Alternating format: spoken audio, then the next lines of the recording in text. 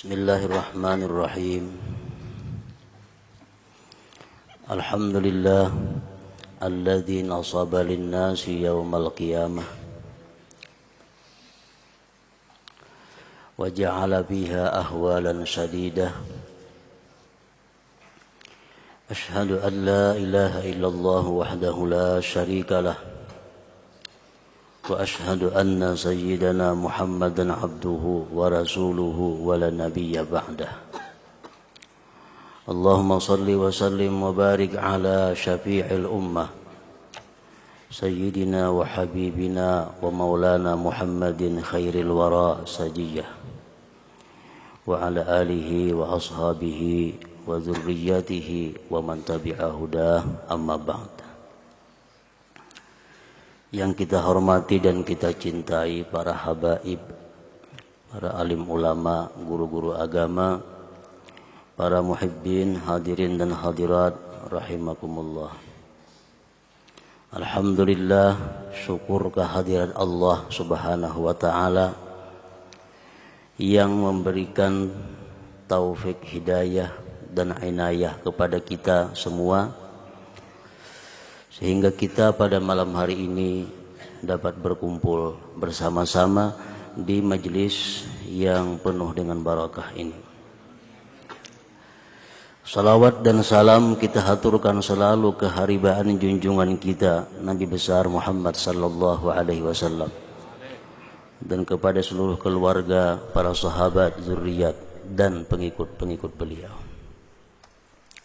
Para muhibbin rahimakumullah, Al-Khamisatu wa sab'un min suwaril Qur'an, suratul Qiyamah, makiyatun wa ayatuha arba'un. Yang ke-75 dari surah-surah Al-Qur'an, yaitu surah Al-Qiyamah. Surah Al-Qiyamah ini diturunkan di Mekah dan ayat-ayatnya berjumlah 40 ayat. Bismillahirrahmanirrahim. La uqsimu biyaumil qiyamah wa la uqsimu bin nafsil lawwamah. Ayahsabul insanu allan najma'a izamah bala qadirina ala an nusawwiya banana. Bal yuridul insanu liyafjura amamah yas'alu ayyana yaumul qiyamah, sampai seterusnya.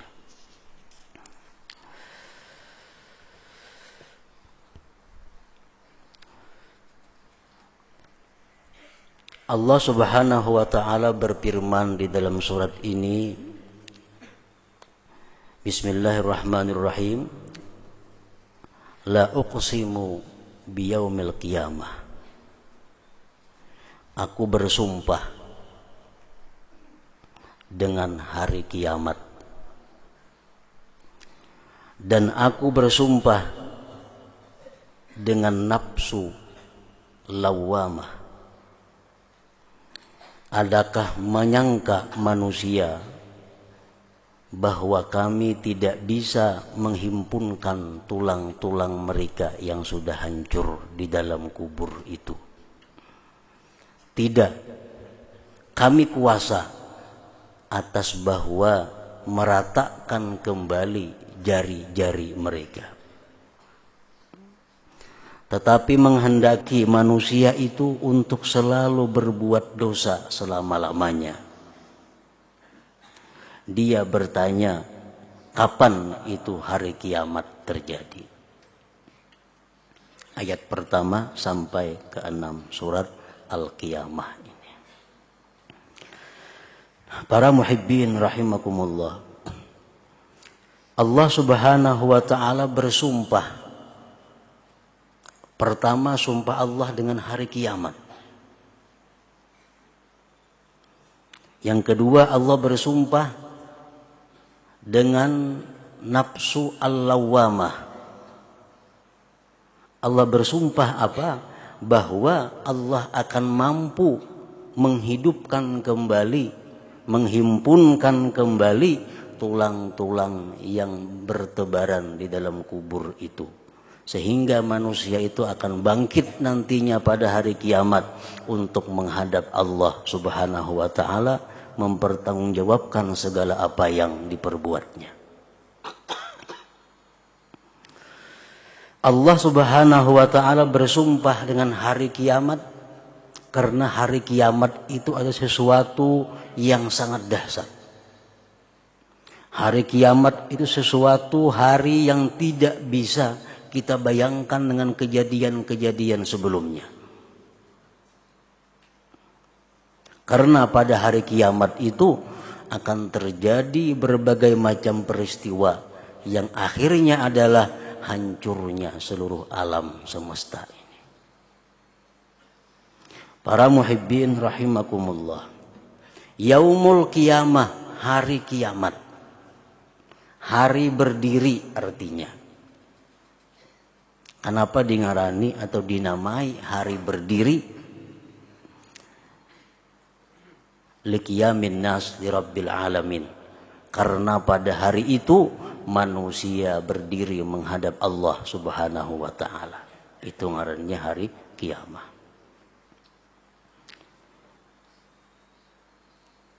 Sangat banyak nama-nama hari kiamat itu di dalam Al-Quran disebutkan.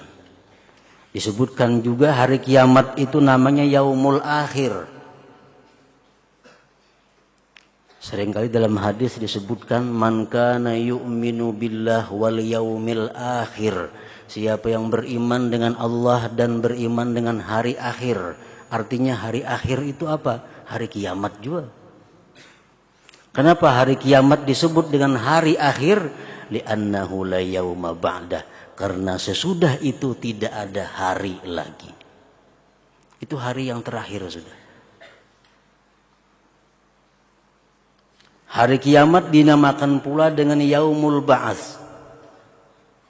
Hari dibangkitkan. Li'anna Allah ahya fihil mauta.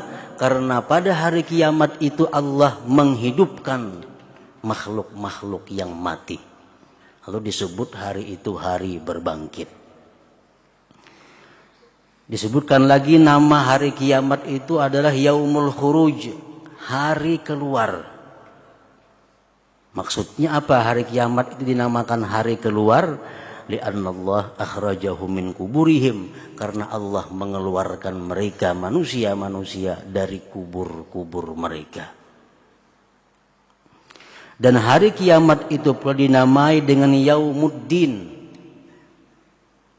Maliki Yaumiddin, raja di hari kiamat.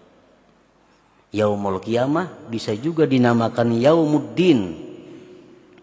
Kenapa disebut Yaumuddin? Li'anna Allah yujazi bihin nas. Karena Allah akan membalas manusia pada hari itu tentang apa yang mereka pernah lakukan di alam dunia. Dan hari kiamat juga dinamakan dengan Yaumul Jam'i, hari perkumpulan. Li'anna Allah jama'a fihin nas. Karena Allah menghimpunkan manusia sejak Adam sampai seterusnya dia pada hari kiamat itu. Bahkan lebih 50 macam nama-nama hari kiamat ini, yang kesemuanya itu menunjukkan bahwa hari kiamat itu sangat dahsyat dan sangat luar biasa. Nah, oleh karena itu Allah Subhanahu wa ta'ala bersumpah, la uqsimu biyaumil qiyamah. Aku bersumpah dengan hari kiamat. Para muhibbin rahimakumullah. Kemudian lagi ayat yang berikutnya, wala uqsimu bin nafsil lawwamah. Aku bersumpah dengan nafsil lawwamah. Sebagaimana kita mengetahui bahwa di dalam diri manusia itu ada berbagai macam nafsu. Ada yang mengatakan 3, ada yang mengatakan 5, ada yang mengatakan 7, macam-macam. Termasuk di antara nafsu yang ada dalam tubuh manusia itu adalah nafsu al-lawwamah. Yang pertama, nafsu manusia itu disebut nafsul ammarah. Ini nafsu yang tertua dalam diri kita. Begitu kita lahir ke bumi, sudah ada nafsul ammarah itu. Nafsu ammarah pikirannya urusan makan, urusan minum, urusan guring, urusan kawin, urusan yang nyaman-nyamannya. Begitu kita lahir, kita sudah ada nafsu ammarah. Suka disanjung, suka dipuji, kadang suka dihina, kadang suka direndahkan. Itu nafsu ammarah. Nah, nafsu ammarah yang pertama. Yang kedua, di dalam diri kita itu ada yang disebut dengan nafsul lawamah. Dan yang ketiga adalah nafsul mutmainnah. Kita ambil yang tiga. Walaupun ada mengatakan lebih daripada tiga itu. Nafsul ammarah, nafsu yang selalu mengarah kepada kejahatan. Ini bila hendak makan, ampun siapa aja dimakannya. Nafsu ammarah.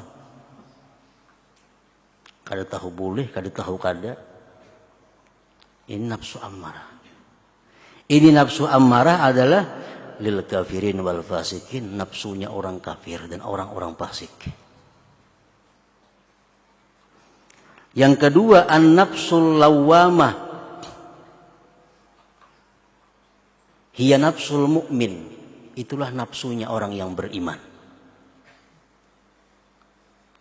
Nah, jadi dari nafsu ammarah ini dididik sedemikian rupa sehingga dia akan berpindah menjadi baik, lalu jadinya nafsul lawamah. Itu nafsunya orang-orang yang beriman. Artinya lawamah itu adalah mencela. Nafsu yang mencela dirinya. Al-Hasanul Basri berkata, "Ma yural mu'minu illa yalumu nafsah." Tidak dilihat orang yang beriman itu melainkan dia selalu mencela dirinya. Berbuat dosa dia mencela dirinya. Berbuat baik mencela dirinya. Berbuat dosa, kenapa ikam berbuat dosa? Ikam kada takutkah lawan Allah? Ikam kada malukah dengan Allah? Kenapa ikam gunakan nikmat kepada maksiat lawan Allah? Nah, itulah bisikan-bisikan nafsul lawamah kepada kita. Kalau kita berbuat taat, inya pun mencela. Kita sembahyang duha misal 4 rakaat, dicelaknya. Kenapa ikam sembahyang 4 rakaat, jika 8 rakaat lebih baik lagi. Membaca Quran sajus kita ampih, dicelaknya. Kenapa sajusannya, jika 2 juz pang, 3 juz pang lebih baik lagi. Nah, nafsu orang yang beriman selalu demikian, selalu mencela akan dirinya. Wal fajir la yuhasid nafsahu. Nah, kalau orang yang jahat itu dia kada mau mencela dirinya. Kada mau memperhitungkan dirinya. Orang yang beriman itu orang yang selalu tidak percaya dengan dirinya.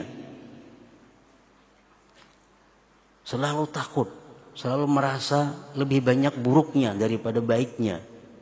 Selalu merasa lebih banyak bodohnya daripada pintarnya. Itu orang beriman.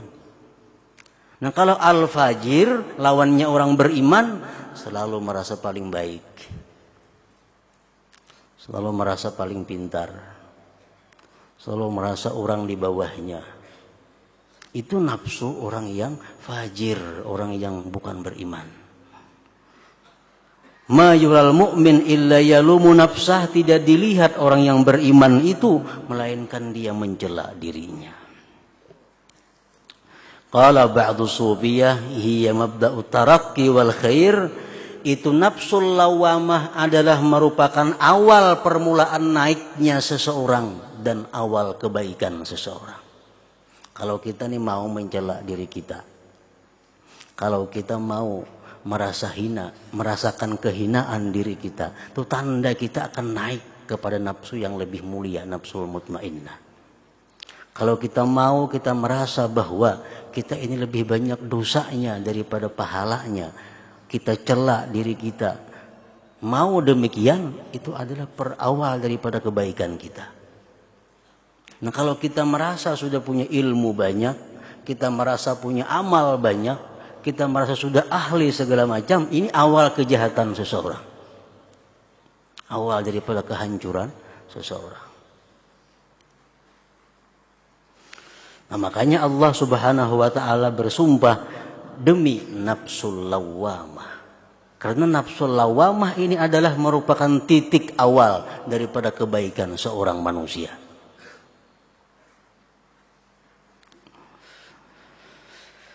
An-nafsul mutmainnah, yang ketiga nafsu yang tenang, yang tentram. Hiya nafsul auliya wal anbiya, itulah nafsunya para wali Allah dan para anbiya. Hiya allati tma'annat billahi ta'ala ar-radiyah bihukmillah wa qadaihi wa qadarih, itulah nafsu mutmainnah yang tentramnya dengan Allah. Ini tentram dengan Allah. Tentram dengan hal-hal yang disenangi Allah. Kalau baca Quran hatinya tenang, karena Al-Quran itu adalah sesuatu ibadah yang dicintai Allah. Kalau dia baca salawat hatinya tenang. Tenangnya ini orang dengan Allah. Tenangnya bukan dengan kedudukan, tenangnya bukan dengan kekayaan, tenangnya bukan dengan serba ada, tapi tenangnya orang ini dengan Allah. Itu sudah punya nafsu mutmainnah, nafsunya para aulia dan anbiya. Para muhibbin rahimakumullah. Jadi nafsu kita ini kalau kita kada didik mulai awal, akan terus menerus nafsu kita amarah. Perpindahan nafsu dari amarah kepada lawamah itu perlu pendidikan, perlu latihan. Perpindahan nafsu lawamah kepada mutmainnah makin perlu lagi kepada pendidik, pembimbing yang mengarahkan kita. Rasulullah SAW bersabda, sewaktu sahabat beliau pulang daripada peperangan, beliau bersabda, marhaban bikum kadimtum minal jihadil asghar ilal jihadil akbar. Qila ya Rasulullah wa mal jihadul akbar? Qala jihadun nafsi, rawahul Baihaqi. Selamat datang, ujar Nabi kita, daripada jihad yang kecil. Sudah bisa perang mengalahkan orang kafir, disebut Nabi, kalian sudah pulang daripada mengalahkan orang kafir, jihad yang kecil. Dan kalian akan menghadapi al-jihadul akbar, jihad yang lebih besar. Sahabat berkata, apa jihad yang lebih besar itu wahai Rasulullah?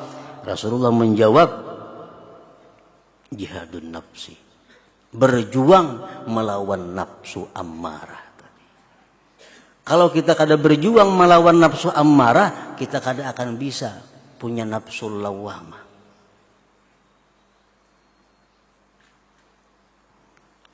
Kayak apa cara kita melatih supaya nafsu kita ini menjadi nafsu yang baik? Imam Ghazali mengatakan ada 4 cara untuk pendidikan atau pelatihan nafsu agar bisa naik tingkat dari nafsu ammarah kepada nafsu lawamah. Salah satu di antara 4 ini caranya. Yang pertama, ujar Sidin, bahwa kita duduk di hadapan guru yang mengetahui tentang seluk-beluk ilmu agama, baik ilmu syariat atau ilmu tarikat atau ilmu hakikat. Yang mengetahui ilmu syariat dan tarikat dan hakikat itu. Kita duduk di hadapan guru itu minta didik. Wahai guru, ulun datang ke sini minta didik pian. Napa nang kada baik dalam diri ulun ini padahkan. Nang baik ulun gawi apa? Nang baik ulun tinggalakan nang mana? Itu salah satu cara. Kalau kadada orang yang membimbing kita, kita akan sulit untuk bisa meninggalkan nafsu amarah itu. Nah, kalau kita kadada kesempatan untuk bertemu guru yang bisa membimbing kita, cara yang kedua apa? Kita mencari kawan yang berilmu, yang jujur, yang mau menasihati kita. Kawan barang cari. Nah, lawan kawan kita minta pendapat. Lawan kawan kita minta tagurakan, aku ada salah. Lawan kawan minta bimbing. Kalau aku bujur, bujurakan. Kalau aku salah, padahakan salah. Nah, lawan kawan.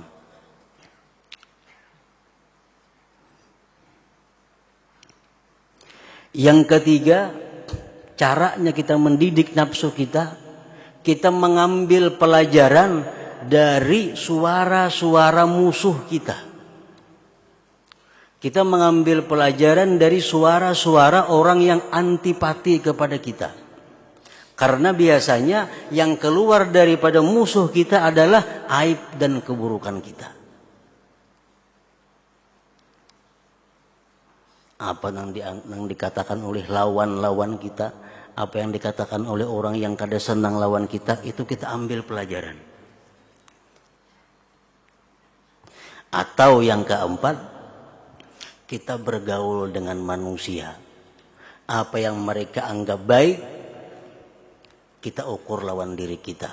Apa yang mereka anggap kada baik, kita ukur lawan diri kita. Nah, umpamanya kita bergaul lawan manusia. Orang banyak tuh katuju lah. Amun ada orang kakawanannya yang bersifat pemalar, pasti kada katuju. Kumpulan manusia, ada seekor yang bersifat pemalar di situ, yang lain kada katujunya orang.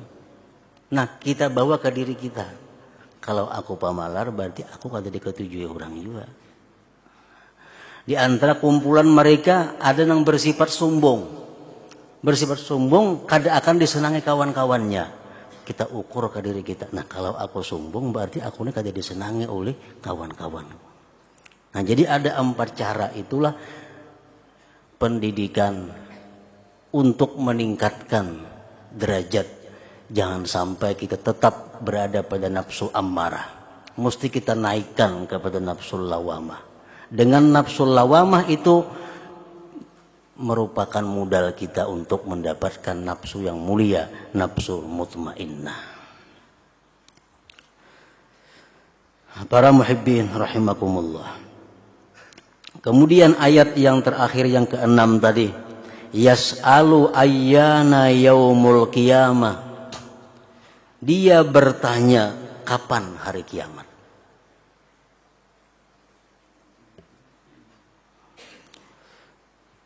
Apabila hari kiamat itu terjadi.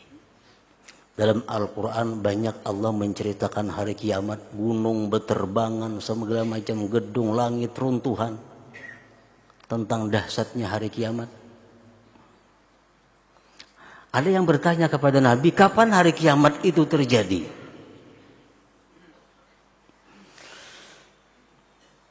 Dalam sebuah hadis Rasulullah SAW menyatakan, khairu yaumin tala'at alaihi samsu yaumul jumu'ah.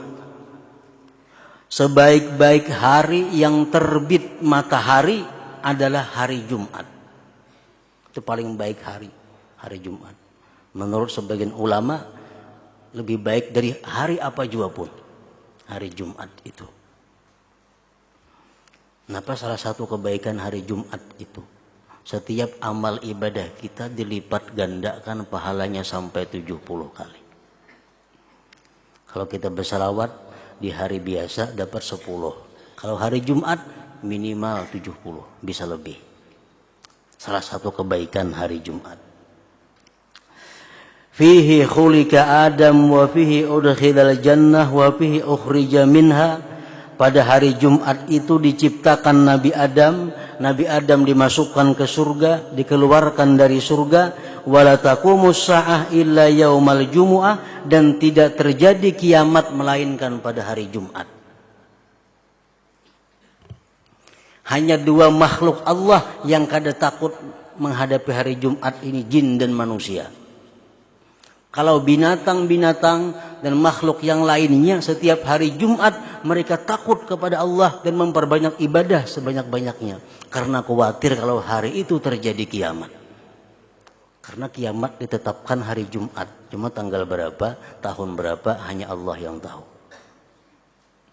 Hari Jumat.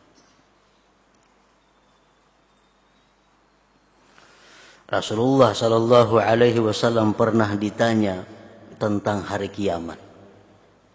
Kapan hari kiamat, wahai Rasulullah? Mata sa'ah. Rasulullah menjawab, mal mas'ul bi'alama minas sa'il.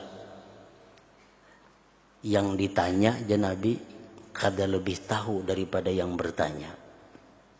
Sama pada kada tahu artinya. Sa'ukhbiruka an asyratiha, aku akan mengabarkan jar Nabi tanda-tandanya hari kiamat itu. Tanda hari kiamat mulai tanda nang halus, nanggana, bagana sampai hari kiamatnya. Pertama kata Rasulullah, idza waladatil amatu rabbaha. Ini tanda kiamat itu antara lain adalah apabila seorang perempuan melahirkan rajanya. Seorang perempuan melahirkan rajanya. Artinya apa? Apabila seorang anak ini sudah durhaka kepada ibunya. Ibu macam menjadi pembantunya. Ibu macam menjadi khadamnya. Ibu macam menjadi susuruhannya. Anak nang jadi rajanya. Itu tanda hari kiamat. Tanda menjelang kiamat seperti itu. Di mana manusia-manusia itu sudah menganggap ibu sebagaimana pembantunya. Anak makan kau takkan mama, tapasakan baju lawan mama. Padahal sama ganal aja pagalangan. Samuan mama kayak raja lagi. Nah ini tandanya hari kiamat. Wa iza tatawala ru'atul ibilil buhmu fil bunyan, dan jar Nabi selanjutnya tanda-tanda hari kiamat itu adalah apabila bermegah-megah bangunan, bahaharatan rumah orang-orang yang pengembala unta yang hitam. Orang-orang kampung, orang-orang desa yang mengembala unta gawian sekarang sudah bahaharatan rumah. Artinya sudah makmur kekayaannya mereka itu. Bi khamsin la ya'lamuhunna illallah, tentang kepastian hari kiamat itu termasuk dalam 5 yang hanya diketahui oleh Allah.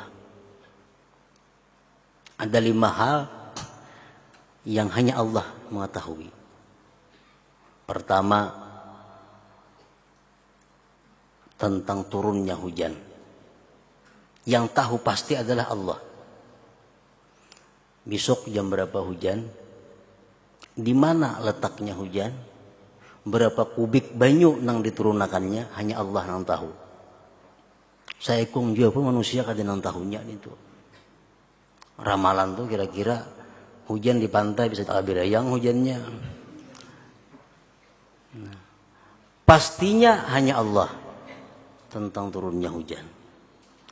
Yang kedua, mafil arham, anak yang masih dalam kandungan.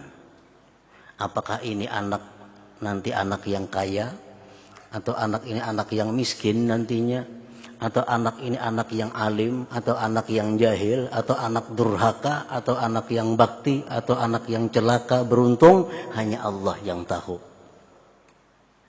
Mau mengetahui laki bini kawa. Tapi mengetahui ini anak ahli neraka atau ahli surga, komputer kada sanggup mengetahui ini tuh. Apakah anak durhaka atau anak nang bakti, kada kawa, itu hanya Allah yang mengetahui. Yang ketiga, madza taksibu gada, apa yang kita kerjakan esok. Apakah esok kita memperbuat lebih banyak dosa daripada pahala? Kada tahu pasti, hanya Allah yang tahu. Yang keempat, bi ayyi ardin tamut, di mana engkau mati. Di rumah sakit kah, di rumah kah, di tengah jalan kah, di masjid kah? Hanya Allah yang tahu. Yang kelima, qiyamus sa'ah, terjadinya kiamat. Tanggal berapa, bulan apa, tahun berapa, hanya Allah yang mengetahui. Nah, termasuk 5 perkara itulah la ya'lamuhunna illallah, tidak mengetahui akan dia oleh Allah, tidak mengetahui akan dia selain Allah Subhanahu wa taala. Nah, para muhibbin rahimakumullah.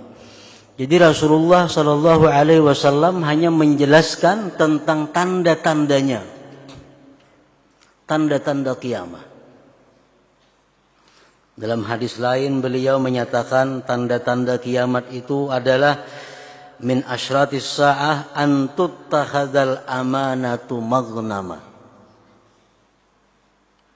Dijadikan amanat itu keberuntungan.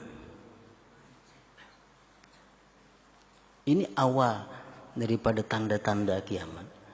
Orang yang dapat amanat itu merasa beruntung. Dititipi orang sepeda motor, asa untung benar inya. Dititipi orang ini, asa untung benar inya. Dititipi orang ini, diberi orang jabatan ini, kasukaan inya. Jadi pembakal, berdoa selamat, kasukaan. Manang. Itu tanda para hari kiamat. Kalau orang-orang dahulu takutan. Nah, bukan suka. Karena apa? Karena ini amanat, akan ada tanggung jawab yang berat di sisi Allah Subhanahu wa taala. Itu tandanya. Wa zakat maghrama, dan zakat itu dianggap satu kerugian. Berzakat itu dianggapnya bukan satu ibadah, tapi dianggapnya satu kerugian. Ini tanda-tandanya. Wa yuta'allamu lighairi din, dan orang mempelajari ilmu agama tidak lagi karena Allah Subhanahu wa taala. Orang mempelajari ilmu agama supaya nyaman kaina jadi duit, supaya nyaman kaina jadi pengulo, supaya nyaman kaina jadi nangapa. Nah, kesimpulannya adalah untuk mencapai dunia. Rawahu Tirmidzi. Para muhibbin rahimakumullah. Nah, jadi ini surah yang ke-75 yang namanya surah Al-Qiyamah ini banyak menceritakan tentang hal ihwal yang bersangkutan dengan terjadinya hari kiamat itu. Tetapi yang jelas yang perlu kita takuti dan kita persiapkan sebelumnya adalah kiamat sugra, kiamat kecil. Apa kiamat kecil itu? Man mata faqad qamat qiyamatuhu. Barang siapa mati, maka kiamatlah sudah dia. Kada usah menunggu kiamat nang sebujurnya itu. Bila kita mati itu kiamat sudah ngarannya untuk pribadi kita. Nah, para muhibbin rahimakumullah, mudah-mudahan Allah Subhanahu wa taala membimbing kita, mengarahkan kita kepada jalan kebaikan dan selalu memberikan kita hidayah, petunjuk, sehingga kita bisa meninggalkan, mengalahkan nafsu ammarah menjadi nafsu yang lebih baik lagi. Ila hadratin Nabi sallallahu alaihi wasallam. Al-Fatihah.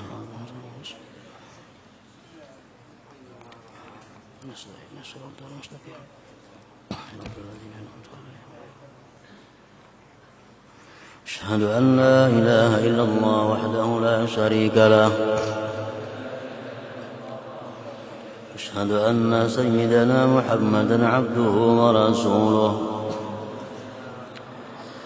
لا إله إلا الله نستغفر الله لا إله إلا الله نستغفر الله لا إله إلا الله نستغفر الله لا إله إلا الله ونتوب إلى الله لا إله إلا الله محمد رسول الله صلى الله عليه وسلم فيا أيها الراجون منه شفاعة صلوا عليه وسلموا تسليما